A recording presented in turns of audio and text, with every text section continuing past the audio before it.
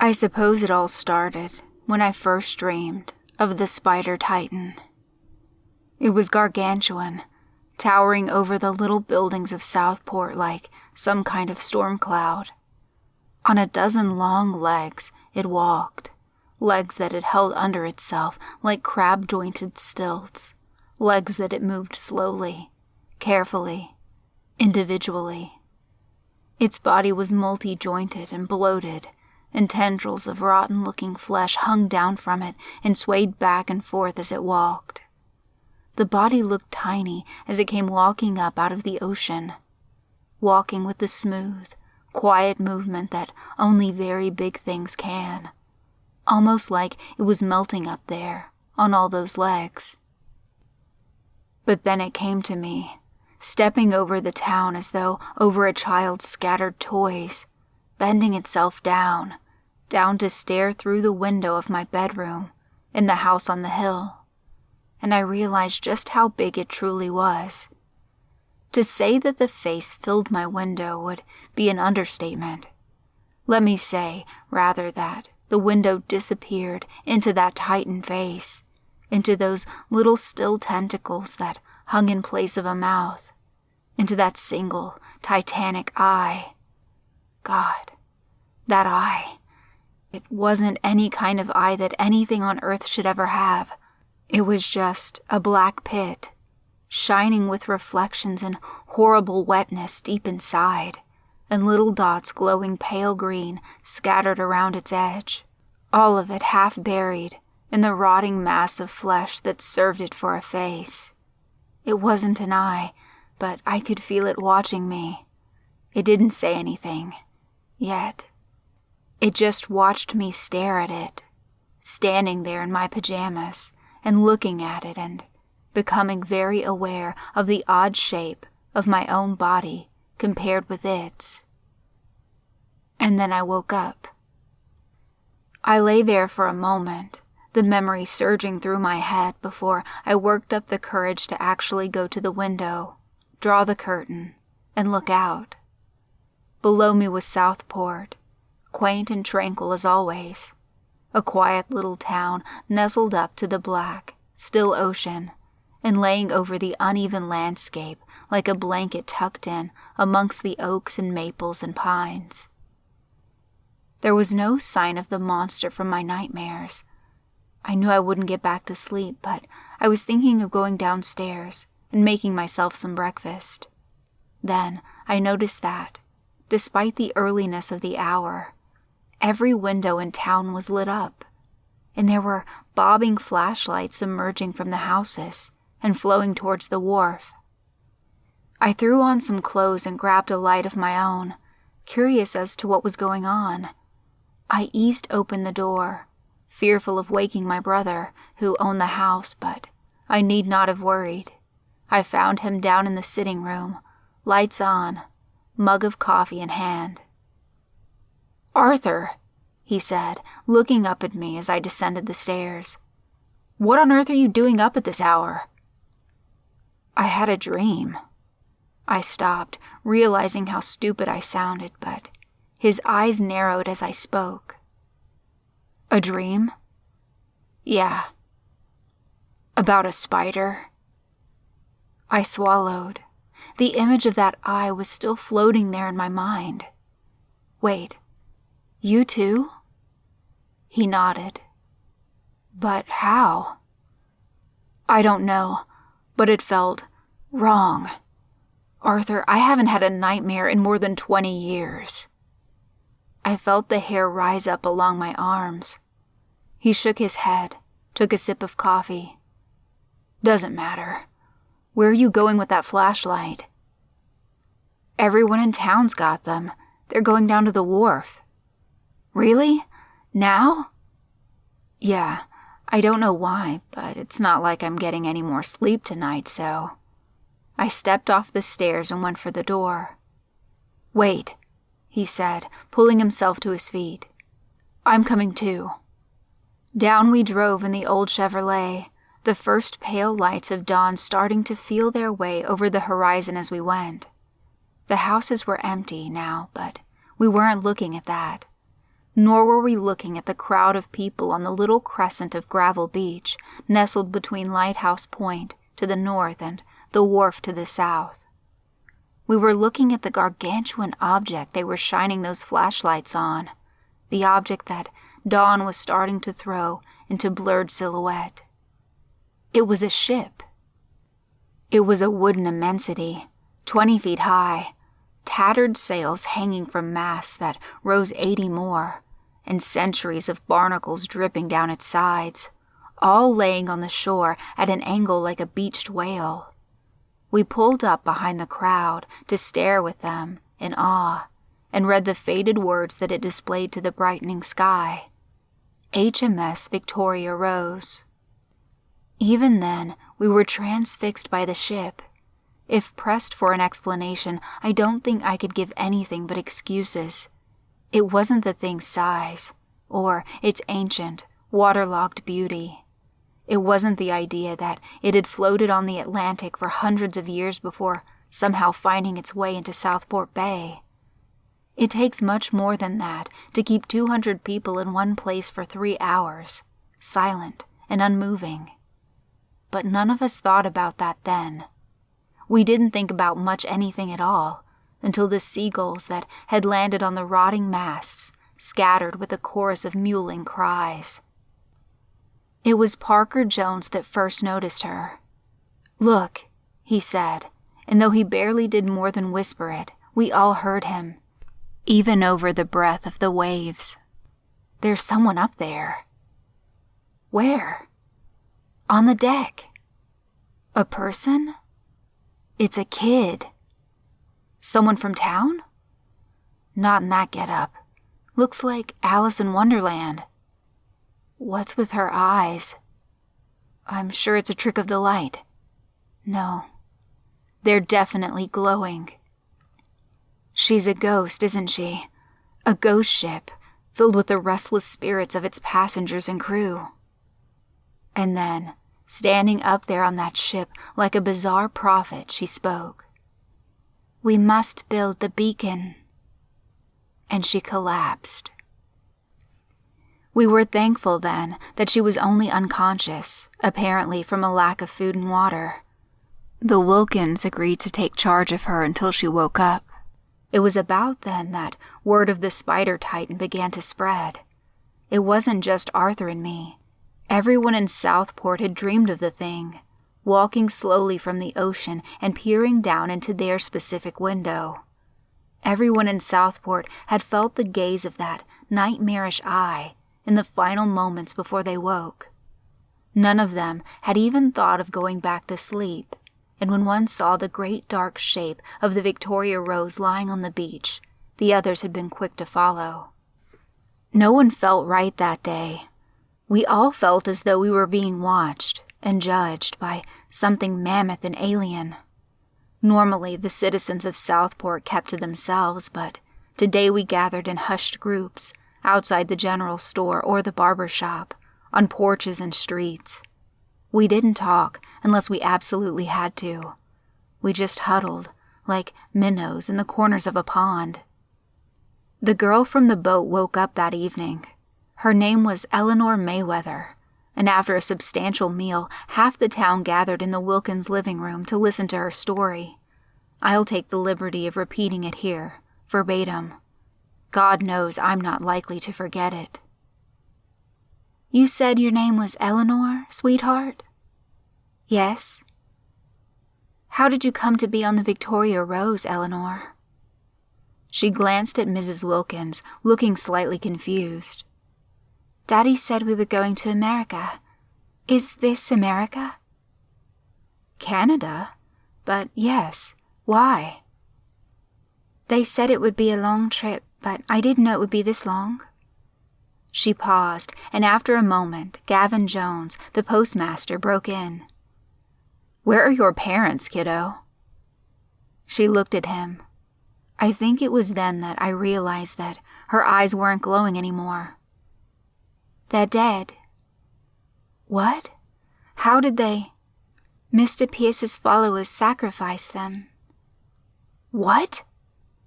"They had to feed the Naescus. You understand?" "No, I don't understand." Mrs. Wilkins was talking again now, but the entire room was murmuring to itself.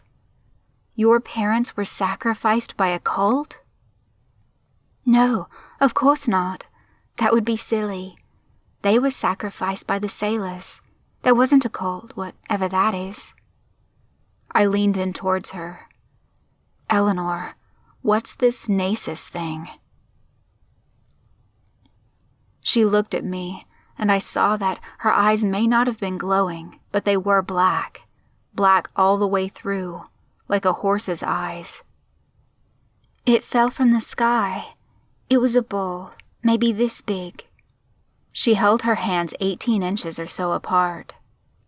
"It was made of machinery, quite tiny and intricate machinery, and it ticked and buzzed, and it made this sort of squelching noise, and all the little pieces of it moved around like ants on an anthill." "And what did it do?" "At first, it ate people. The sailors had a big fight with the captain about it, and they killed him and sacrificed him to it, and it ate him. Then they killed anyone who said they were doing bad things, and it ate them too.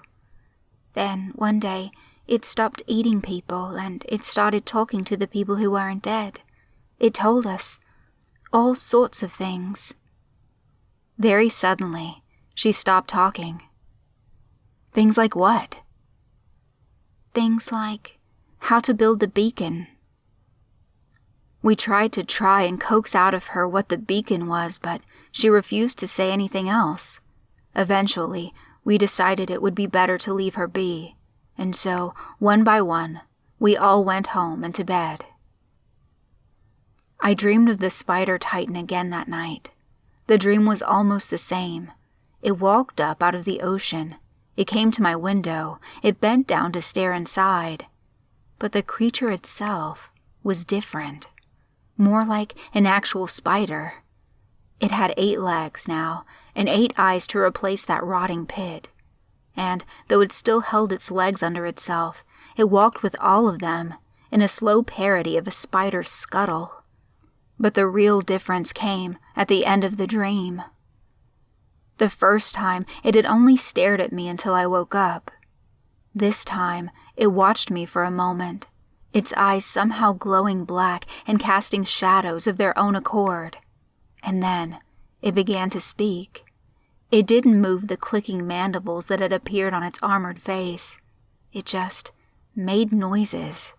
A high, repetitive beeping sound, and then a rising hum, and then a distorted wail.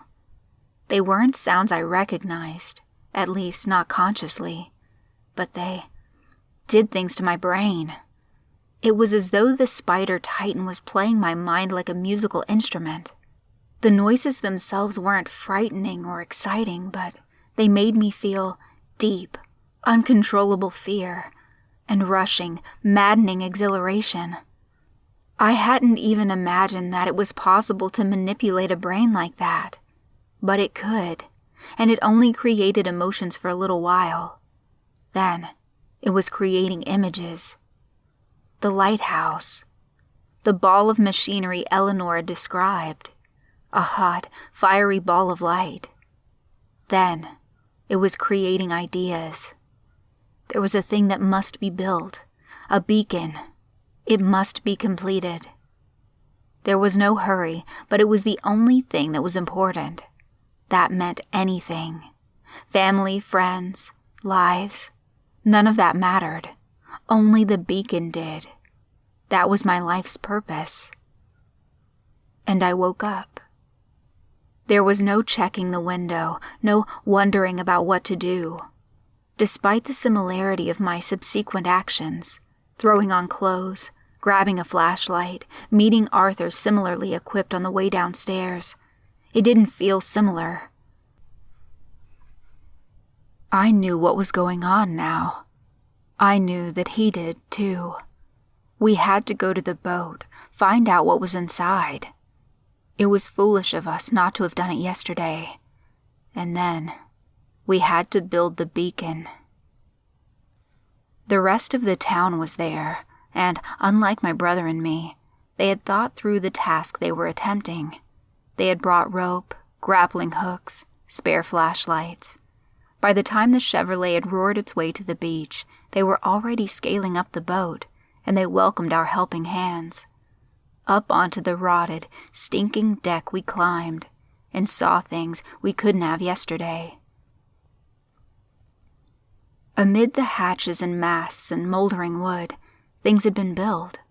Things built of rope and spare planks and rotted bits of corpses, all strung together between the masts.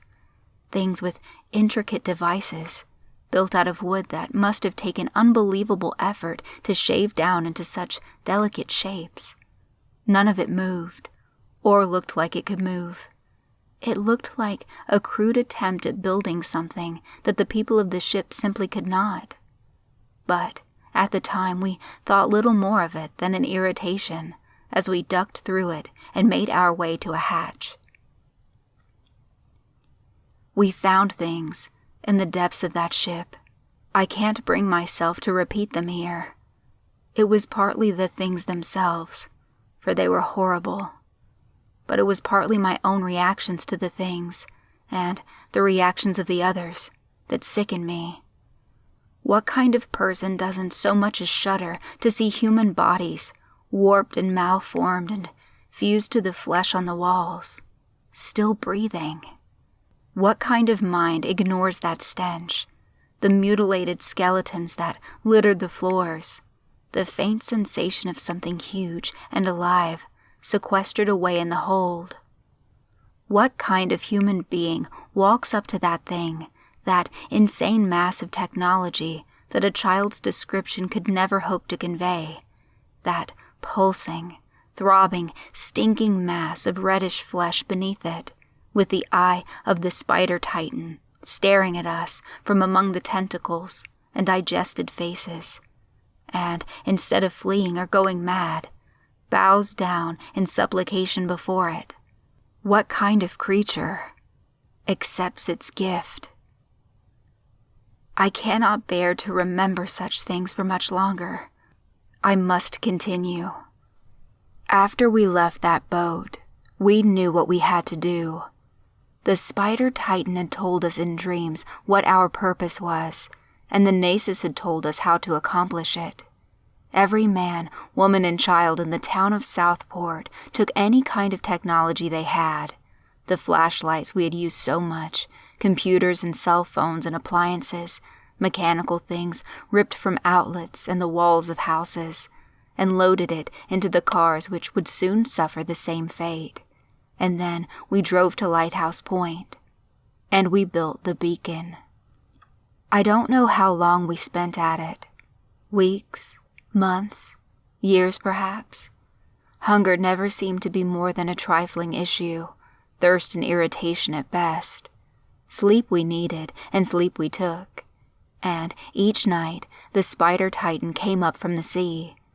Each time it was in a form more familiar, more believable. Each time it spoke, and it told us things. It told us what the Cathari do every 7,000 years beneath the moons of Tirnoch. It told us for what the purpose the Tlimark and the Shorel undertake their bizarre rituals, and why they need human beings to use in them.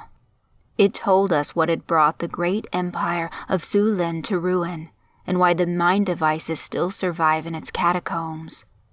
It told us what had truly brought the Caliph entity to Earth.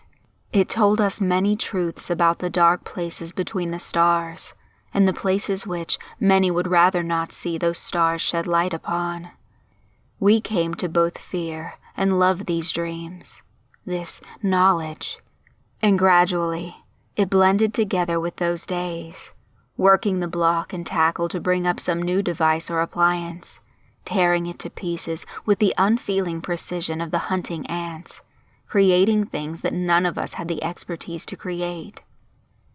It was good that the lighthouse was maintained primarily for sentimental reasons, because it soon ceased to shed any light that a ship's crew in their right mind would want to look at. There were incidents, of course. Sometimes someone would come to their senses, realize how insane this was. Poor Parker Jones was first. He asked us why we were doing this, why we were working ourselves to the bone to build some contraption for a dream spider and a mass of flesh in the hold of a boat. He refused to work, made to descend the ladder to the ground. We caught him, hauled him back up, and threw him over the railing and down into the sea. We didn't feel anger or righteous justice. We didn't kill him for revenge or to make an example of him. Nor did we apologize for our actions that were out of control. He was simply not going to assist the work anymore, and so the most efficient course of action was the most permanent one. It would be so easy now to say that I participated only because of peer pressure, or at gunpoint. But I didn't. I threw myself as wholeheartedly into the project as everyone else. I connected car engines to generators. I created electrical devices that I should have had no ability to even understand, and wrote computer programs to modulate the flows of horrific things. I stood there in the middle of the long nights and watched as the sickening light of the beacon poured from cracks and impromptu lamps, light of such a color that it seemed to bypass the eyes and shed itself directly onto the soul. Again, I have no idea how long it took. But finally, it was done. It seemed only fitting to let little Eleanor activate it. She had brought us this enlightenment, after all. We stood there, watching, feeling the quadruple heartbeat of the Naescus through our feet, watching those lights spin and boil and burn. And then she pressed the button. There was a roar of unimaginable volume and pitch and tone, a gargantuan vomiting of howling, maddening light and fire. Those near to the blast were wholly burned away, disintegrating before they knew what was happening. I nearly was, but enough of me stayed intact that I could watch what happened next. Up rose the Naescus in a twisted mass of pale fire and shed human flesh. For an instant, there was the spider titan, there, in its original form, with that horrific eye, staring. Then the Naescus was opening, expanding into a spidery network of flesh, but not the human flesh it had used before, flesh that nothing should have, nothing could have, unfolding into an almost skeletal, million-jointed mass, a mass that pulsed and throbbed with light. Brighter and brighter it grew, and the sound that accompanied it grew as well, until my eardrums suddenly gave out with an excruciating pop. And yet, deafened as I was, I still watched as it rose, its form completely obscured now by the light. And, as the light burned my retinas to the point of never being usable again, as it disappeared and the light and heat suddenly died, the damage that I had taken took its toll. I fell, unconscious, and never to wake again. She pressed the button. There was a roar of light for an instant, and then it fizzled out. Something had gone wrong. No, something was missing.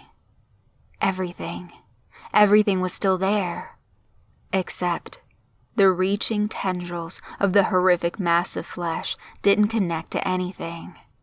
A ring in the superstructure, 18 inches wide, was empty. The Naescus was gone. There was an overwhelming sense of emptiness, of failure. Some of us ran to the railing and threw ourselves into the sea. Poor Arthur was one of them. Others collapsed into the fetal position, screaming and sobbing. I was one of them. It took us a long time to come to terms with it. The meaning of our lives was gone. We had literally put everything we had into this machine. What could we do now? What good would anything we could do be? Gradually, one by one, we dispersed. We had used our cars in the creation of the beacon, and we didn't have the knowledge anymore to remove them, so we walked We walked to the nearest town, took trains, looked for jobs. We tried to return to our normal lives, but I see things in the newspapers. Deaths with names I recognize. And sometimes I don't think they have the wrong idea. See, I've discovered something. The Naescus' gift stayed with me. I barely need to eat or drink. I don't age at all. And the idea that I'm going to have to live forever with the things I've seen, the knowledge of what's still up there in that lighthouse. I hope no one ever hears this. I said it for my own peace of mind more than anything else. I had to tell someone, though, even if it was no one.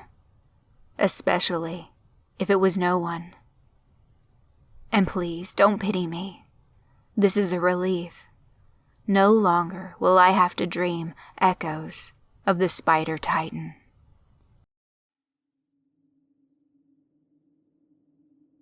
Special shout out to Tech10K and Miriam Joyle for being my Tier 3 subscribers on Patreon. Thanks so much for your support.